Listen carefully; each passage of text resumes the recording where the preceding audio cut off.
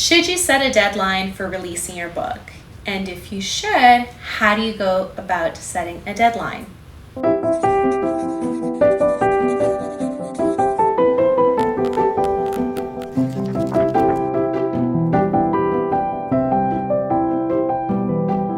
Hey there, welcome to Pen to Paper. My name is Lindeman. I'm the author of the Canadian Reminiscence series. We're going to get into how you go about setting a deadline and my trusty 4 points of helping you go about setting a deadline.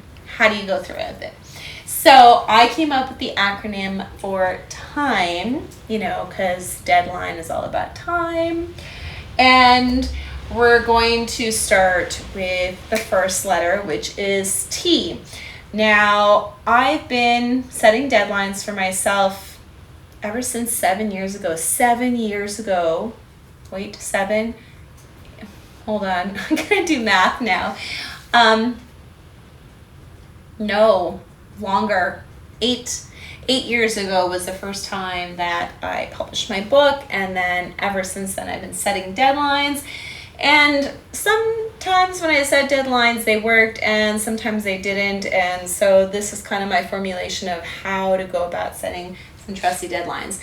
The first letter that's going to help you is trading out your insecurities. Now, how does that factor into setting a deadline? I always like to start with the mental mindset when attacking any sphere of life, including writing. And maybe you're not setting a deadline because you think I'm not even worthy to set a deadline because I'm not traditionally published. I don't need to set a deadline. I'm indie published. I can kind of do whatever I want, which is true. You can or you cannot, depends on you. Or you just feel that because you're not professional enough, you don't need the professional act of setting a deadline. However, and if you really don't care about setting a deadline, obviously this video isn't for you. You don't have to. It's whatever you want to do. But setting a deadline helps keep yourself accountable, first of all, to yourself, to your readers. And let's say even if this is your first book and you may not have a huge fan base, you can still start building a fan base even before the release of your book with sharing your writing journey, extras. But I don't want to go off track. Basically, setting your deadline just helps give a professional edge. And why not? Why can't you set a deadline? Because you're afraid you're not going to keep it, because you're afraid you're not going to make it, you can't set it properly. What I want you to do first and foremost is all these what ifs, why not, maybe I can't, all those little insecurities that are just like little chicks beep, beep, beep, beep, beep in your brain, just throw them out. Trade them in for some confidence, for a solid deadline that you can hit. And even maybe not so solid, we'll get to that point. But trade it out for a deadline that is reasonable and rational for your point in your life right now. The second letter is invest in planning. I'm sorry my board is so ugly looking, first of all. It doesn't wipe off correctly, and then there's these weird blue markings. Anyways, so invest in planning. You're not just going to, okay, it's the beginning of the year, I'm just starting my first draft, I think I'll be done in October. That's not how we go about setting a deadline. You're setting yourself up for failure. If you are a spontaneous person or fly by the seat of your pants person, I understand, because I'm also like that. I can work in opportunities that swivel constantly and changing on the go. However, as I've gotten older and hopefully wiser over the years, I've learned that taking the time to plan really does cut back on the time it takes to actually enact the plan. Instead of making so many mistakes along the way or taking the time to fidget course constantly, at least a plan just gives you that clarity to move forward. So that's what I want you to work on. Take some time to figure out, okay, how long is it going to take to write my first draft?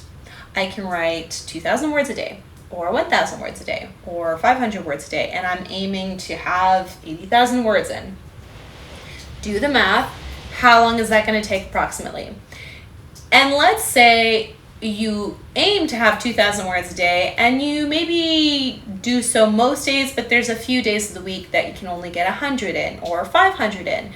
Then give yourself that extra time, tack it on at the end, and say, okay, it's really going to take this amount of time.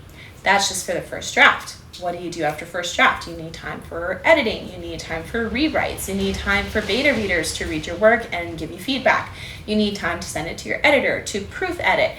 All these different steps of the publishing process. So take some much needed time to figure out how long these processes will be, and probably tack on extra time to them, because life is life. We all know what time is like. And then put up a deadline. This will be a good way to go about it so that you're not taken as much by surprise, because you've got a somewhat plan in place.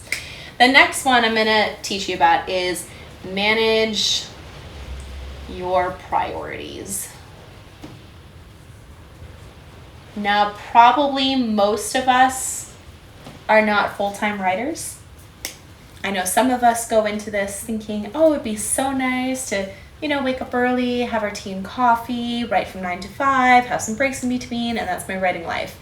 But most of us, this is a side hustle. This is not our main job, or we've got kids at home, and most of our days are spent with them, and we do this because it's our passion. We love it.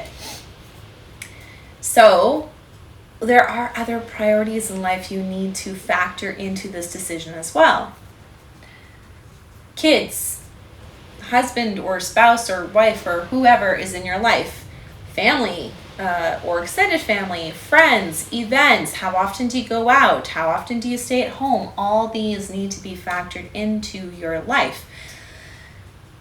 I've got 7 kids at home. If for some reason I don't wake up at 5 o'clock in the morning, which I usually try to do and get an hour and a half of uninterrupted writing time, which would afford me about 2,000 words. If I don't get that done, then I have to move that writing time into the afternoon, and I have kids running around. I mean, they're my priority, and I'm trying to stick this in, and I got to make it work somehow. So just understand that if you've got other priorities coming in to play, you also have to make time for them. You have to make time for your kids, your partner, your family, friends. You can't be a hermit unless you really want to. Okay, let's not get sidetracked. Last one I want to talk about is expect delays. Yeah, I know we all hate this one, but you know what? It's part of life. It's never not going to happen.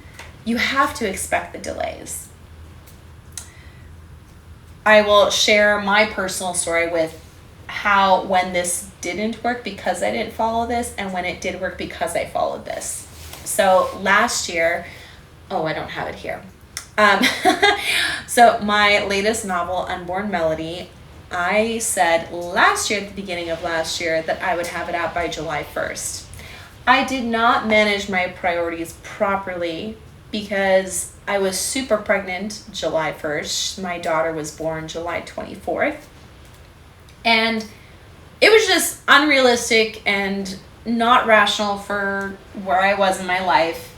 And I mean, I did plan it. I did kind of, say, okay, I need this amount of time for this and this and this and this. But there's so many other priorities in my life going on right now. And I just kind of belittled them, gave myself a date. Obviously, I didn't hit it. And then I pushed the date to October 15th. So I did do this because I realized, okay, I'm really pregnant. I just gave birth, give myself a month to recuperate, which on average, that's enough for me. It's not the same for everyone. So if you're in that boat and you need way more time, give yourself way more time. And I said, yeah, October 15th is good.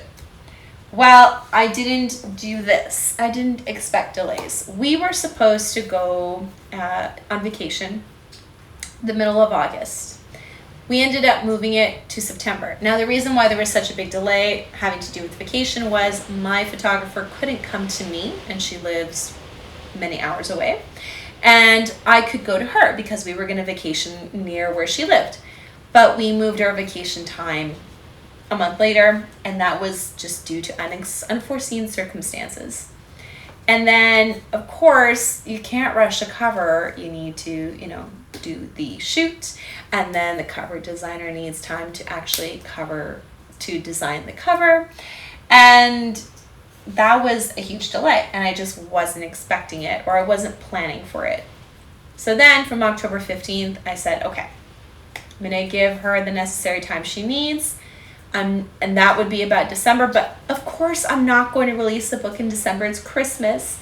And then I knew January was the perfect clincher month to get everything all fine-tuned and ready to release February 2nd, which was perfect because my book's theme is unconditional love, and I wanted it to come for Valentine's Day.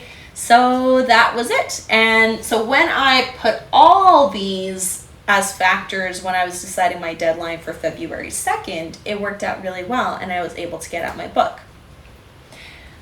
And even when you do all these, if you're the type of person who hates to change the dates that they gave themselves, then tack on like an extra year. Or not even an extra year, an extra half year, extra 6 months, right? And then if you finish it way before the release date that you were anticipating or that you had given yourself time for, you can always tell your followers, guess what? My book's releasing 2 months before I said it would, and then they're going to be even more excited. If you're the type of person that's like, well, if I change my deadline around, people are going to judge me, I don't feel like I'm being honest with myself, then do that. If for some reason you've done all this and yet there's extra delays, or there's an accidental death or an accident, or something's happened in the family that you just couldn't foresee and you need to change it up, or you're just getting used to this, getting used to setting your deadlines and being realistic and rational about it for your lifestyle. And when you do have to change it, give yourself the grace to change it. It's a learning process. We're not going to do this perfectly. But these are my 4 tips to giving yourself a good deadline to set. And you will fudge it sometimes, and sometimes you'll get it right on track. But at least you have a guide to follow. Tell me, which one do you feel you need to take more time with, or to make sure it's fine-tuned? And I would love to hear your answer in the comments below. I told you the 2 issues that I was having was managing my priorities and expecting delays. So let me know what's your struggle, and then we can all share and encourage one another. Have a great day, and see you next week.